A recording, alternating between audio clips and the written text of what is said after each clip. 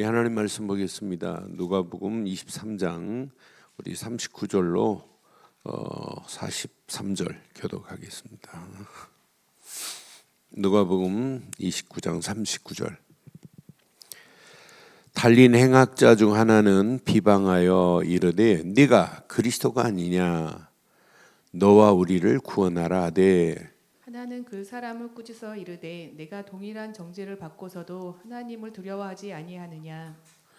우리는 우리가 행한 일에 상당한 보응을 받을 것이니 이에 당연하거니와 이 사람이 행한 것은 옳지 않은 것이 없느니라 하고 이르되 예수여 당신의 나라에 임하실 때 나를 기억하소서 하니 함께합니다.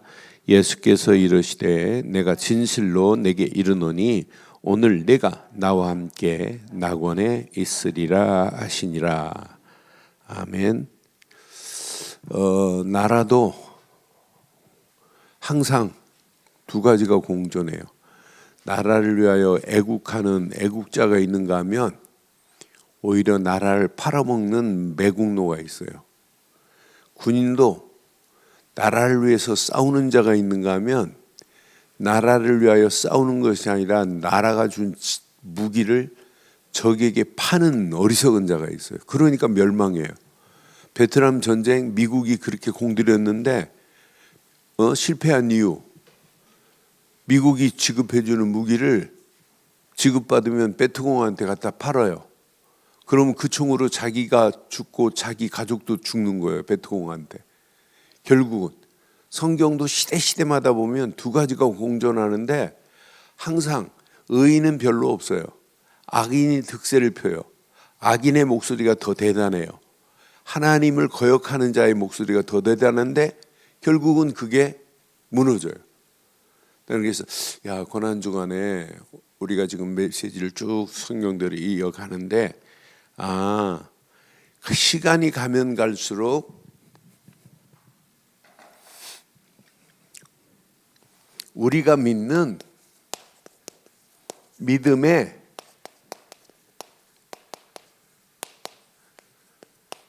선명한 색깔을 내지 않으면 안 되겠구나. 그래서 우리의 믿음에 선명한 색깔을 내서 그 믿음의 색깔을 보고 저게 신앙생활이다. 저게 믿는 믿음의 사람의 길이다. 다른 사람이 인정하고 사단도 그 믿음의 선명한 색깔을 보고 한 길로 왔다 7길로 도망가는 증거가 있기를 주의 이름으로 축원합니다. 여러분, 십자가에서 모든 문제를 끝내신 십자가의 사건은요 인류의 최대의 사건이에요. 그런데 그 무리들이 예수님을 십자가에 못 박기 위해서 비방하는 무리들 봐요. 요한복음 19장에 보면 이 사람을 보라고. 그 사람이 누구예요? 십자가에 지금 달리신 예수. 예수님이 지금 자색 옷을 벗으시고 이제 예수님이 십자가를 메고 가는 그 모습을 보고 많은 사람들이 헬란 말로 보면 뭐라고 하냐면 에케 호모 그래요. 에케 호모는 이 사람을 봐라 이 말이거든요. 근데 어떤 분이 에케 호모 이렇게 이 사람을 보라는 설교를 했습니다. 그래서 무슨 그 사람에 대해서 말 못하고 말하는 내용은 없어요. 그 사람이 누군지, 그 십자가 지고 골고다의 언덕을 가시는 그분이 나를 위해서 뭘 했는지를 꼭 붙잡아야 돼요. 우리는 많은 사람들이 성경을 읽고 예배를 드리면서도 그 비밀을 몰라요. 그러니까 믿음의 실체 내용을 잘 모르니까 본인이 암만 신앙의 색깔을 내려고 해도 선명하지가 않아요. 오늘 저와 여러분들의 신앙의 색깔이 선명하기를 바라요. 시대나 성경이나 항상 우리는 이런 시대 속에 살고 있어요. 공존의 시대 속에 살고 있어요. 성경 66권을 봐요. 성경에 66권 내용을 봐도 공존한다니까요. 이렇게 하나님의 성령의 공존하는 것과 이렇게 악령이 함께 살아요. 악한 영이. 성령의 인도받는 제자들이 있는가 하면 악령의 인도받는 많은 무리들이 있어요. 하나님의 일을 거역하는 무리들, 구약이나 신약이나 할 것 없이 항상 이렇게 공존을 해요. 이건 하나님의 영광을 위해서 살아가는 자가 있는가 하면 지금도 이렇게 사단의 종노릇하며 살아가는 자가 있다니까요. 성경 66권을 둘로 나누면 이렇게 되는 거예요. 그런데 예수님 당시 뭐예요? 자, 예수님 사역하는 당시도 분명히 누가복음 23장 27절에 보니까 참 나는 누가복음 23장 27절에 보니까 무리는 무리인데 그냥 무리가 아니에요. 나는 그래서 누가복음 23장 27절 봐봐요. 이런 사람이 있다니까요. 예수 백성과 및 그를 위하여 뭘 치는 자가 있어요? 가슴을 치며 슬피 우는 여자의 큰 무리가 이렇게 가슴을 치는 자가 있어요. 가슴을 치는 정도가 아니라 슬피 울고 있는 여자가 있어요. 이렇게 예수님의 십자가 지시는 그 모습을 보고 큰 무리들이 예수님을 지금 따라오는 이런 자들 봐요. 그것만 있어요?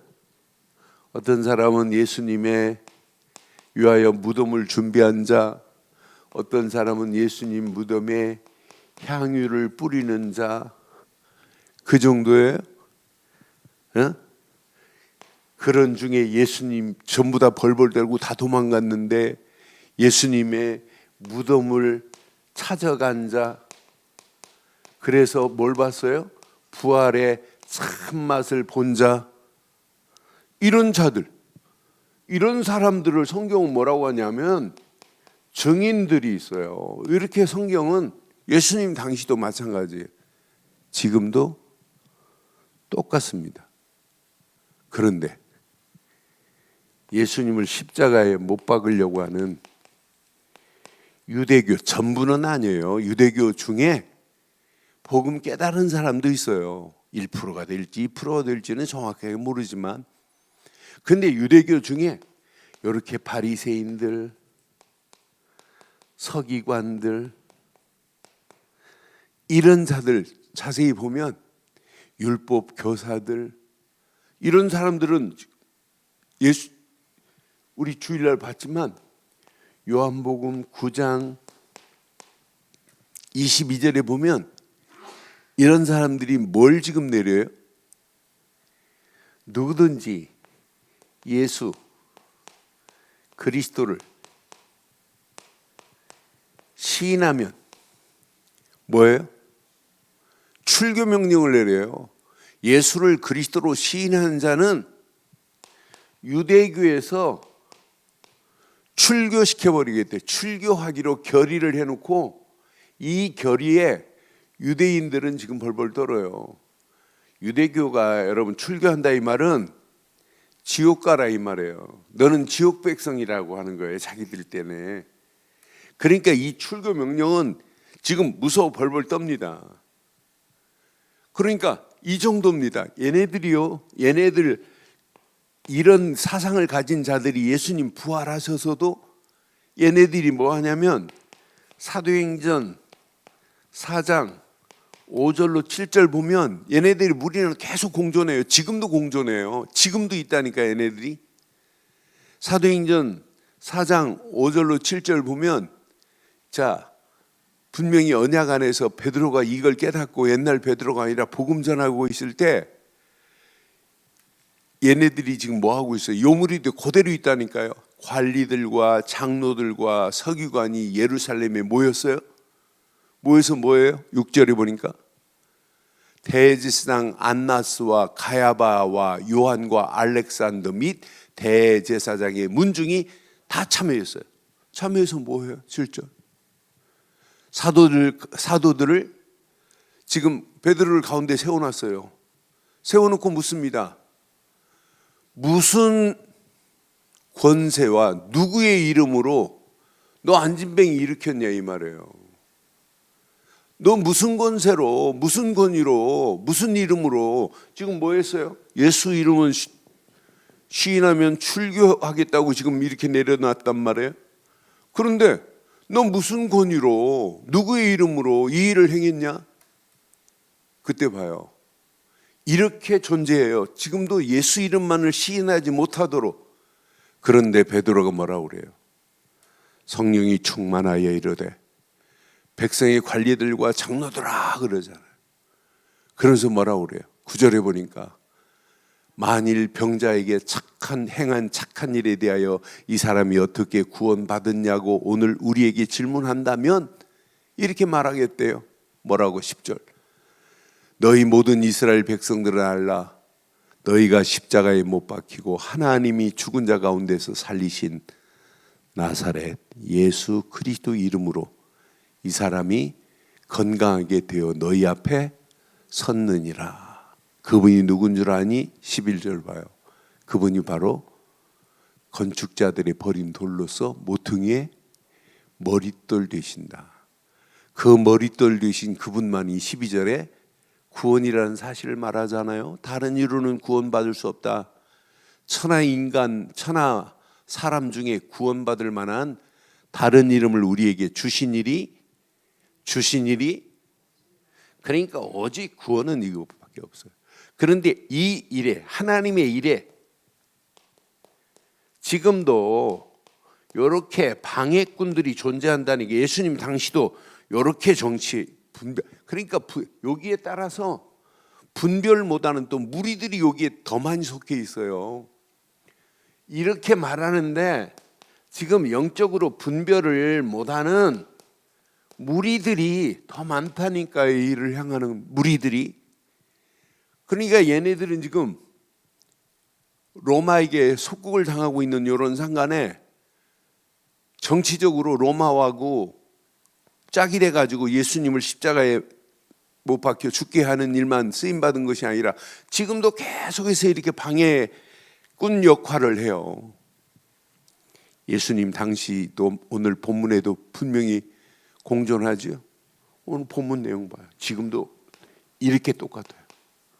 오늘 읽은 본문에도 두 가지가 지금 공존하잖아요. 한 사람 봐요. 한 사람은 이분이 누군 줄 아냐 정확하게 지금 알고 있는 십자가에 달린 똑같은 행악자입니다.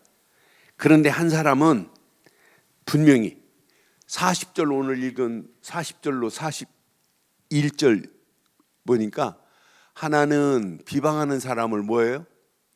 비방하는 사람을 꾸짖으면서 네가 동일한 정죄를 받고도 뭐라고 말해요? 하나님을 두려워하지 않느냐? 하나님 두렵지 않냐? 지금 말하는 사람 있잖아요. 41절 봐요. 뭐라고 그래요? 우리가 행한 일에 상당한 보복을 받는 건 당연하다. 그런데 이 사람의 행한 것, 예수님이 행하신 것을 얘기하는 거예요. 행한 것이 옳지 않은 것이 하나도 없대요. 전부 옳은 것을 행했대. 옳지 않은 것이 없느니라 지금 말하는 거 봐요. 그 사람 너는 그래서 야 예수님이 옳은 것을 하고 가셨구나 이렇게 지금 말해요. 그러면서 이 사람이 알아요. 42절에 보니까 예수여 당신의 나라에 임하실 때에 나를 기억해 달라고. 그러니까 이 사람 축복받는 거 봐요. 나와 함께 낙원에 이르리라 이런 축복받는 거 봐요. 똑같은 자리에 있어요. 똑같은 자리. 똑같이 십자가에 예수님 가운데 달리시고 양쪽에 지금 달려 있어요. 그런데 한 사람은 이렇게 기가 막힌 고백을 하고 신앙 고백을 하잖아요. 그런데 한 사람 봐요. 지금도 똑같습니다. 똑같이 복음 듣고도 복음의 가치를 알고 이렇게 고백하는 사람이 있어요. 우리 교회는 다 이렇게 고백하는 사람들 맞죠? 그런데 어떤 사람은 뭐라고 그래요? 40절에 보니 39절에 보니까 이렇게 똑같은 사건 달린 상황에 하나는 예수를 뭐예요? 비방합니다. 비방하여 이르되 뭐라고 그래요? 예수님 보고 네가 그리스도가 아니냐? 그럼 너도 구원하고 우리 좀 구원해. 이게 구원받을 사람이 말하는 거예요. 아니 네가 그리스도라며. 그럼 너도 구원받아야 너 십자가에서 너 내려와야 되고 아니 우리도 구원해줘. 지금 이분이 누군지를 모르는 영적 분별을 못하는 이런 오늘 행악자 보세요. 그 자리가 어떤 자리입니까? 마지막입니다. 마지막 기회입니다. 마지막 기회. 저는 시대마다 이렇게 두 가지가 나눠지는데 이런 가운데 우리의 신앙생활은 어떻게 해야 돼요? 믿음의 색깔을 선명하게 내기를 주의 이름으로 축원합니다. 시간이 가면 갈수록 정확하고 바른 믿음의 내용을 가지고 정확한 믿음의 색깔을 내야 돼요. 지금 오늘 우리가 살고 있는 이 시대에 말기 암 환자들이 사는 시대 같아요. 그러니까 지금 점점점 죽어가고 있어요. 영적으로는 말기 환자들이 말기 암 환자라니까 영적 말기암에 지금 걸려가지고 헤매고 있는 그런 상황이에요. 이런 상황에 우리는 영적으로 진짜 건강해서 영적인 면역력도 영적인 DNA가 내 속에 살아 꿈틀거려야 돼요. 그렇잖아요. 그래서 영적인 세포들이 막 움직이고 영적인 혈이 막 돌고 그래서 영육간에 우리는 건강해야 되는 거 맞잖아요. 지금 이 비밀을 몰라요. 그런데 이 비밀을 아는 사람 항상 시대마다 준비되어 있어요. 우리가 이 비밀을 지금 말하는 거예요. 제가 어제 진짜 한 3시간 저녁 식사 한 신학대학 총장 지내시다가 지금은 교수로 계신데 조직신학 교수하고 대화하면서 우리에 대해서 진짜 이 복음운동이 맞다 하시는 분이에요. 근데 간만에 이렇게 좀 밥을 먹어도 의미 있는 밥을 먹었어요. 근데 참 이분하고 대화하는데 목사님 다음에 또 한 번 좀 만나자고 이렇게 할 정도로 그래서 다음에 또 만나자고 그럼 제가 식사 대접하겠다고 하면서 이제 헤어지고 이제 문자가 이제 서로 주고받았는데 지금 많은 사람들이 복음만 못 알아들어요. 자기가 복음을 말하고 그리스도가 다다 이러니까 자기를 이단의 우두머리로 생각하고 사람들이 지금 피한대요. 내가 그래서 신기하다. 그래 내가 그래서 확실하게 이단해라. 확실하게 끝이 다른 이단 말고 디펄런트 완전 복음의 색깔을 가지고 진짜 조직신학 교수도 해야 된다. 복음 모르면 우리 신학할 때 조직신학이 애매모호한 것들이 많고 이해 안 되는 것들이 많아요. 그래서 조직신학이라고 안 하고 조진신학이라고 그랬어요.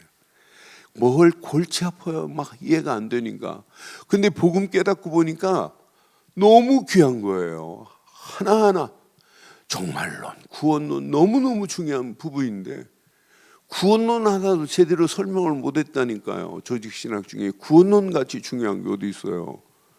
앞으로 종말론이 오는 종말이 오는데 그 종말에 우리가 할 일이 복음을 깨닫고 나니까 할 일이 보이는데 그런데 이렇게 정확 복음을 깨닫고 나니까 조직신학이 심지어는 머리 복잡한 교의학이 하나님의 의가 이거구나.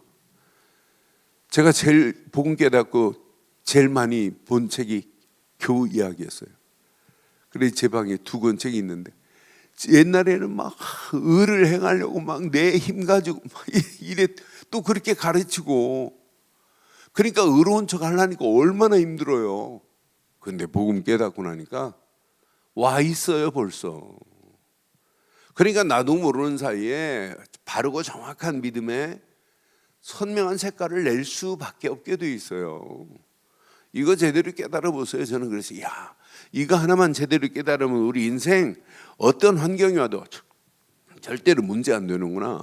지금도 똑같습니다. 이렇게 하나님을 두려워하고 하나님을 두려워하는 정도가 아니라 진짜 예수님께 자기 인생을 지금 맡겨버리는 이런 행악자가 있는가 하면 지금도 예수 지금 이렇게 비방하는 자들이 있어요. 똑같은 시대 속에 우리가 지금 살고 있습니다. 그럼 오늘 우리 가슴에 한번 질문해 봐요. 내가 어떤 믿음의 색깔을 가지고 있는가? 라고 한번 색깔을 한번 확인해 보세요. 내 믿음의 색깔이 선명한가? 한번 질문해 보세요. 여러분 잘 알잖아요. 사람이 옷 입을 때만 컬러풀하게 입으려고 하지 말고 내 영적인 내 색깔을 한번 확인해 봐요. 믿음의 색깔이 선명한지. 그러니까 분명히 색깔을 정확해야 돼요. 옷을 입어도 정확한 복음의 옷을 입어야지 대강 입으면 안 돼요. 아랫도리는 율법의 옷 입고 위에도리는 복음의 옷 입고 그럼 죽습니다. 그 남북전쟁 당시 그랬잖아요. 전쟁에서 이 남이 이길까 북이 이길까. 그래서 경계선에 사는 사람이 잔머리를 딱 굴렸어요. 아, 아랫도리는 남군 옷 입고 위에도리는 북군 옷 입고 다면 아, 남군이 아랫도리 보고 내 편이구나. 북군이 위에도리 보고 저거 내 편이네. 인정해 줄 줄 알고 그렇게 입고 전쟁터에 나갔어요. 어떻게 됐게요? 남군은 막 위에도리를 향해 쏘고 북군은 아랫도리를 향하여 사정없이 쏴버려요. 그러니까 우리는 믿음의 옷을 정확하게 입어야 돼요. 그렇지 않아요? 복음의 옷을 입어야 돼요. 이것 말고는 없어요. 그래서 대강하지 마시고 오직 복음으로만 각인되는 게 우리 인생의 시작이에요. 이거 각인 안 되면 우리는 또 무너져요. 그러니까 오늘 아침에 딱 눈 뜨는 순간에 오늘 이 고백이 안 나왔다면 마태복음 16장 16절 주는 그리스도시요 살아계신 하나님의 아들이라는 신앙 고백이 오늘 지금까지 한 번도 없었다면 여러분 영적 상태 진단 금방 나와요. 눈 뜨는 순간에 뭐부터 해야 돼요? 주는 그리스도시요 살아계신 하나님의 아들이십니다. 아, 십자가에서 요한복음 19장 30절 다 끝냈구나. 여기서 해방받아 버려야 돼요. 우리의 믿음의 고백은 이것 말고는 없어요. 예수님을 그리스도로 믿는 믿음이 믿음인 줄 확신합니다. 믿음의 내용은 그리스도입니다. 방법은 그를 믿고 시인하는 거예요. 날마다 그분을 시인해 보세요. 시인하면 시인할수록 어느 시간표가 되면 이게 됩니다. 마태복음 17장 8절처럼 오직 나도 모르는 사이에 예수만이 내 생각, 내 마음, 내 영혼에 각인되기 시작해요. 내 생각 속에 지금도 뭐가 있어야 돼요? 오직 예수가. 내 마음 속에 뭐가 있어야 돼요? 오직 예수가. 내 영혼 속에 뭐가 있어야 돼요? 오직 예수가. 여러분 이게 각인 안 되면은요, 여러분 심령에 기경이 안 돼요. 많은 사람들이 예수 하면서 옛날 그 토양 그대로 있어요. 그걸 기경해가지고 옥토밭이 돼야 되는데 밭은 그대로 있다니까요. 복음 받고 너무 좋아가지고 옛날 내 심령은 그대로 있는 상태에다가 복음의 옷을 하나하나 입히다 보니까 어느 시간표가 되면 옛날 이 속에서 일어나요. 옛날 내 속에 있는 진짜를 다 감춰버린다니까요. 그래서 호세아는 뭐라고 그래요? 호세아서 10장 12절에 뭐라고 그랬어요? 묵은 땅을 뭐하라고? 기경하는 겁니다. 복음만이 내 묵은 땅을 기경할 수 있어요. 언약만이 기경할 수 있어요. 분명히 너희가 자기를 위하여 공의를 심고 인애를 거두라. 너희 묵은 땅을 뭐하라? 기경하라. 지금이 곧 여호와를 뭐할 때니? 찾을 때니 마침내 여호와께서 오사 공의를 뭐처럼? 비처럼 너희에게 내리시라고 약속했잖아요. 동해의 비가 내리는데 내 생각, 마음, 영혼 속에 스며들어가야 될 줄 확신합니다.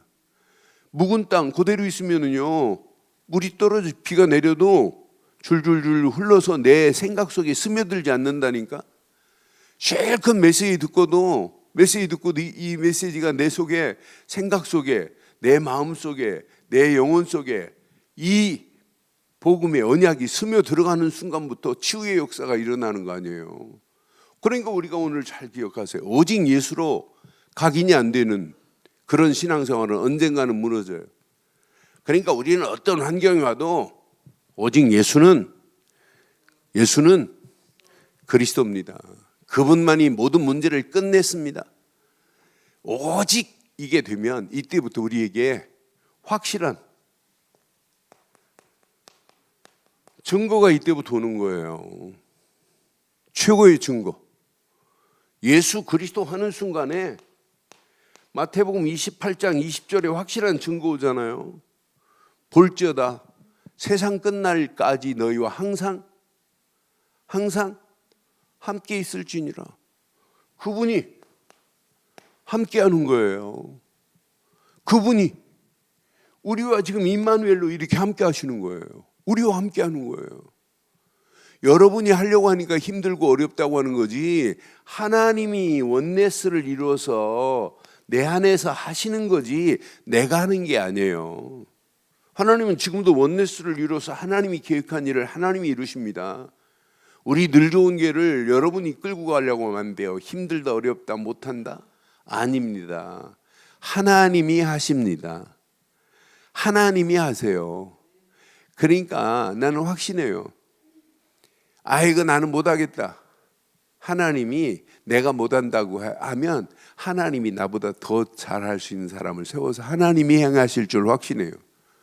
하나님이 행하시는 거지 내가 하는 게 아니에요. 여러분들을 딱 믿음으로 결단하고 여러분 집 중심으로, 여러분 가정 중심으로 진짜 한번 망대를 세워보세요. 힘 계산하지 말고 진짜 해보라니까요. 초창기처럼 하나님이 어떤 응답 축복의 문을 여시는지 내가 우리 권사에 말한 걸 잘 기억하고 권사님들 진짜 한번 결단해요. 하나님이 어떤 축복으로 인도하는지. 초창기 하던 것처럼 목사님 지금 코로나 시대 이후에 지금 사람들이요 갈수록 강팍해져 가지고 어려워요. 여러분 어려운 건 여러분 입장에서 말하는 거고 하나님은 하나도 어렵다는 말을 하나님이 안 하세요. 하나님 이름이 여호와신데 여호와는 스스로 존재하시면서 너희를 인도할 창조주라고 이렇게 말씀하시는데 그분이 행하는데 그분이 아이고 나도 어렵다. 여러분 어렵다고 하면 하나님 뭐라고 하는 줄 알아요? 아이고 나도 너 정말 다루기 어렵다. 이렇게 말씀합니다.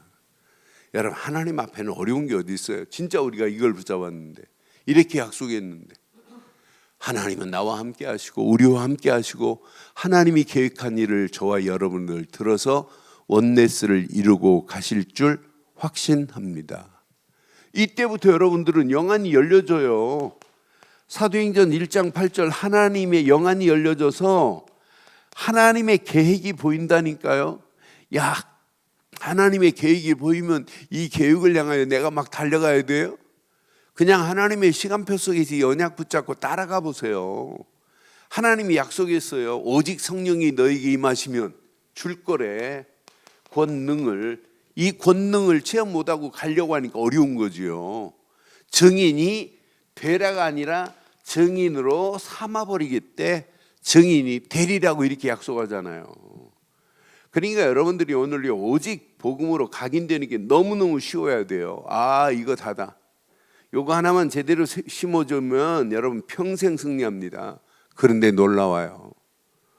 이렇게 성령 충만 안에서 권능 가지고 가는데 여러분과 싸워서 이길 자가 없어요. 여러분에게는 이미 이렇게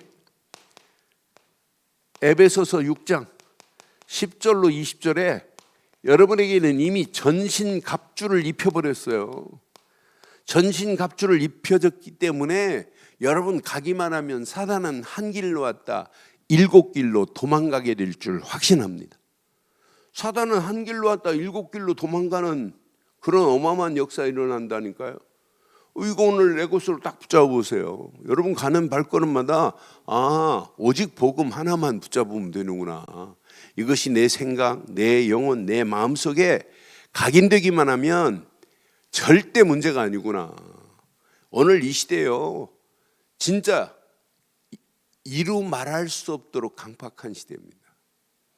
갈수록 복음 안 들어요. 그런데 핍박 올 수 있어요.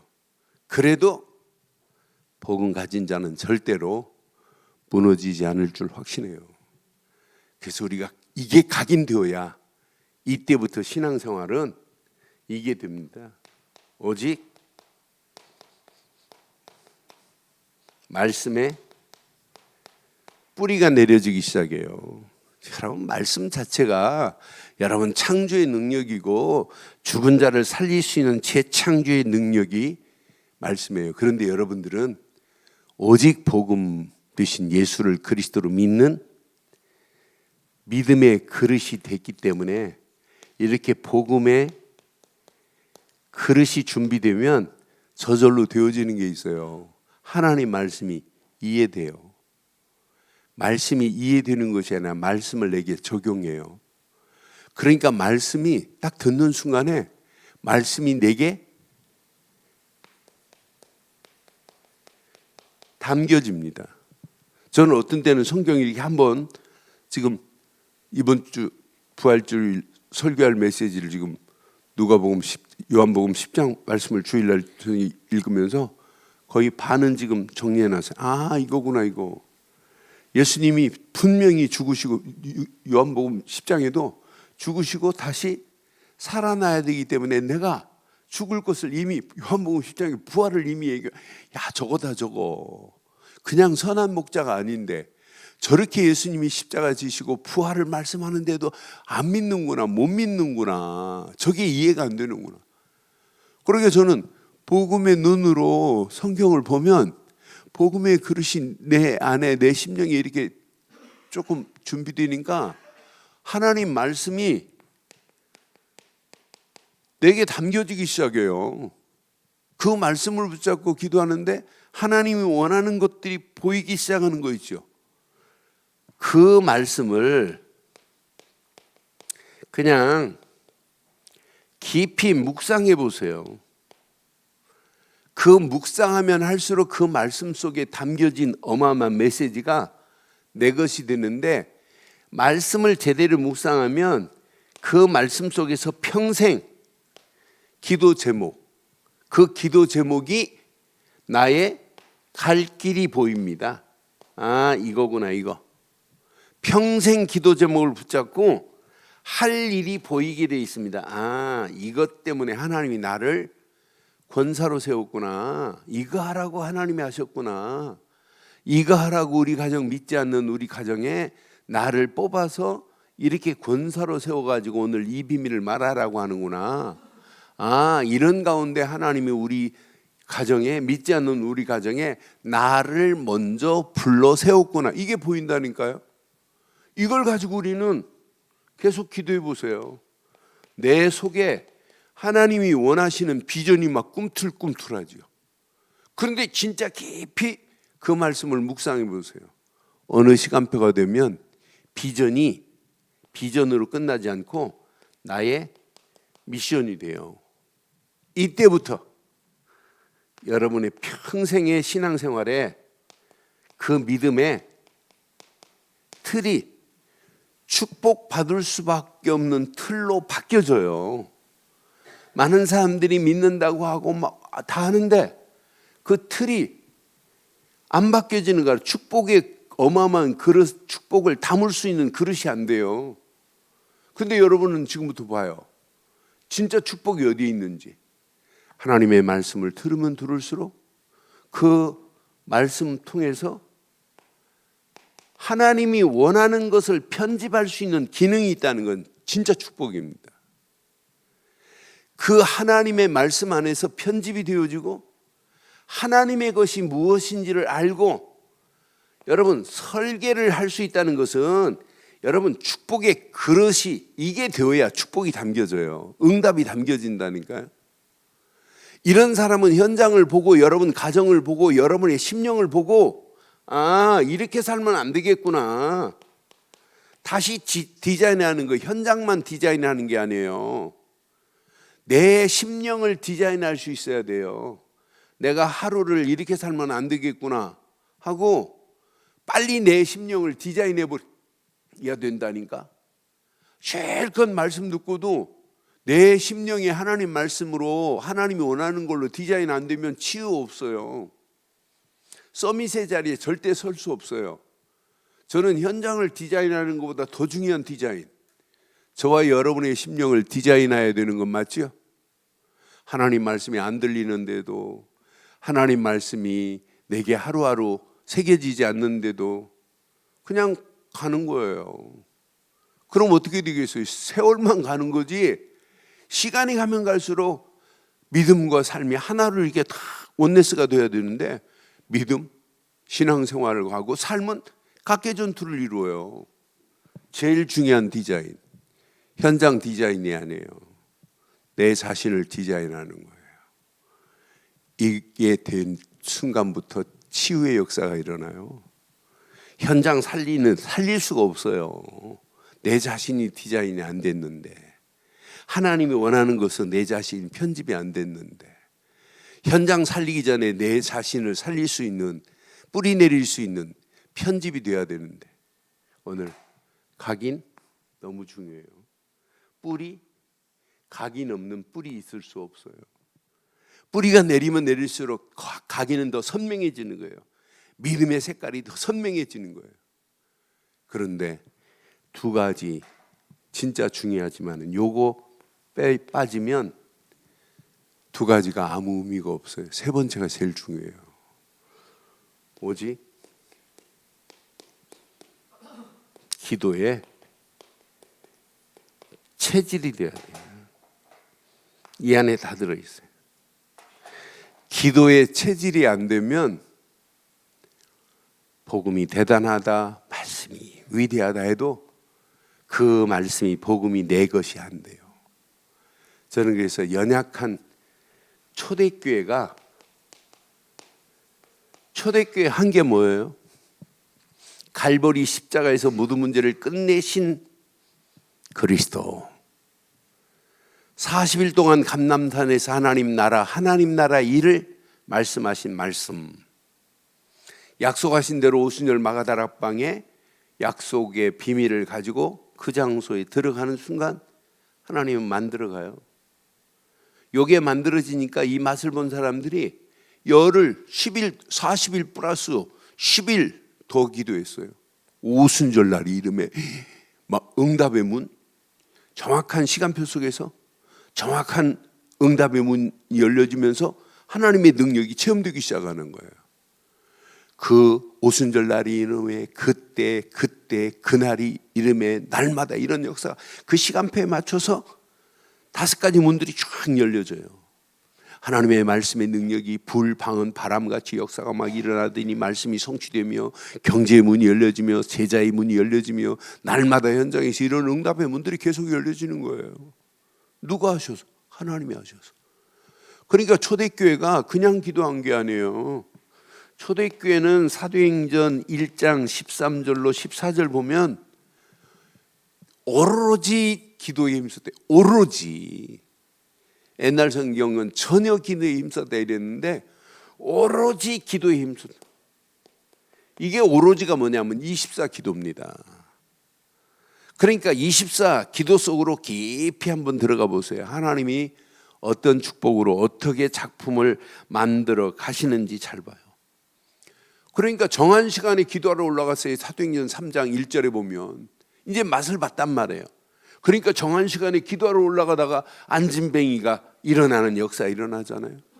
문제 만나니까 옛날 체질 같으면 문제 만나면 막 도망가고 해야 되는데 사도행전 12장 보니까 12장 1절로 25절로 보니까 문제 만나고 막 핍박오고 하니까 기도했는데 막 옥문이 열려지는 이런 역사 일어나잖아요. 이들이 성령이 인도받으려고 사도행전 13장 1절로 3절 중에 3절 보면 5명이 딱 팀 짜가지고 뭐 했어요? 금식하며 기도했어요. 이 말은 뭐예요? 굶으라는 얘기예요? 금식하여 기도했다 이 말이 뭐예요? 성령의 인도받기 위해서 이들이 기도한 거 움직이는 거예요. 그런데 하나님은 계속 응답의 문을 여시잖아요. 여러분, 지금부터 교회 열심히 일하지 마시고 우리 교회를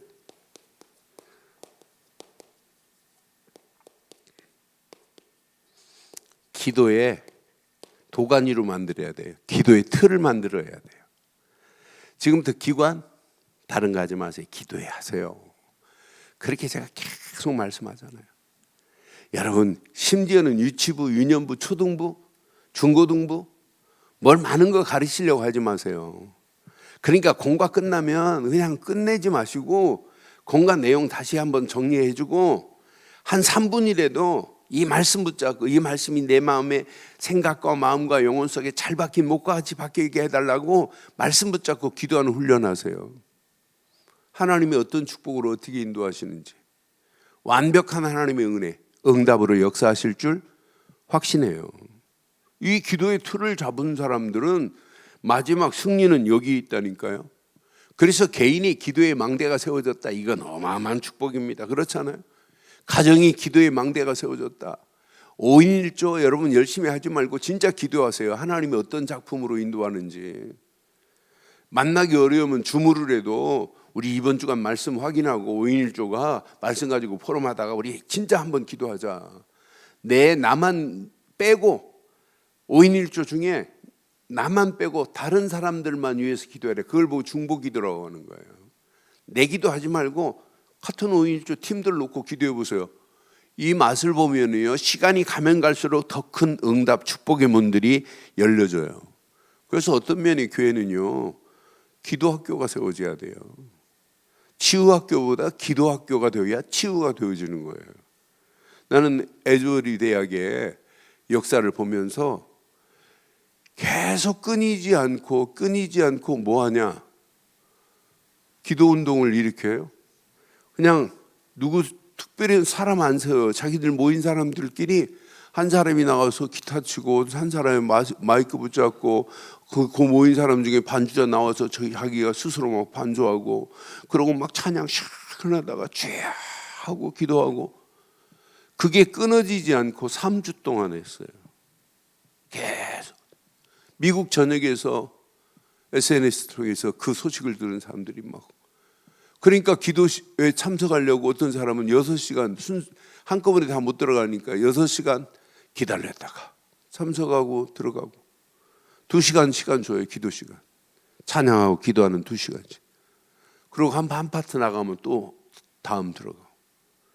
여러분, 교회에 기도의 불을 붙이는 불쏘시개 역할을 하는 저와 여러분들 되기를 바라요.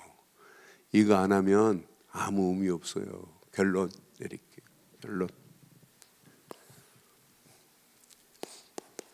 앞으로 이 공존의 시대에 믿음의 선명한 색깔을 여러분들은 오늘 이거 붙잡으면 낼 수 있어요. 빛은 오직 그리스도만이 세상의 빛입니다. 빛 되신 예수를 그리스도로 믿었다. 여러분은 빛의 자녀입니다. 일어나라 빛을 발하라 여호와의 영광의 빛 네 위에 임했다 그랬어요. 여러분, 빛이 없는 망대는 빛바란 망대라고 하는 거예요. 빛이 없어요. 이 망대는 필요 없어요. 그렇잖아요. 여러분의 심령의 망대가 환히 선명하게 빛을 밝힐 수 있는 그런 축복이 있기를 주의 이름으로 부탁합니다. 이건 놓치면 다 잃어버린 거예요. 이 빛을 가진 망대, 그 안에 여러분들은 누구라고요? 파수꾼입니다.